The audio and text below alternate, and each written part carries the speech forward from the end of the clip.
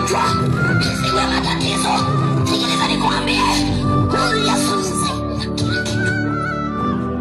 Siku moja nilikuwa nahubiri Injili pale Njombe, nikakutana na mama mmoja akanambia, mwanangu, mimi ni tasa sizai. Niliwahi kuolewa na baba mmoja, tumezaa mtoto mmoja. Sasa hivi ana miaka 19, lakini toka pale sijai kuzaa tena. Sikiza kwa makini. Nilizaa mtoto mmoja, lakini sijai kuzaa tena.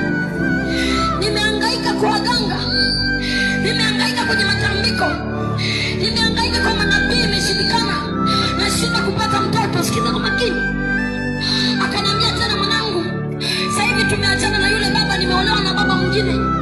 Kuna nabii nilisikia anauza mafuta na maji, nikaenda kukopa hela nikampelekea yule nabii, nikifikiria kwamba nitapona. Hebu sikiliza, mtu alikuwa na tatizo la kushindwa kukosa mtoto, akakopa hela akampelekea nabii akiwa na tumaini la kupata mtoto, akampelekea hela mwenye nabii akampatia mafuta upako, lakini akamwambia, mwanangu, ndio kwanza matatizo yanazidi kuongezeka, ndoa haina amani.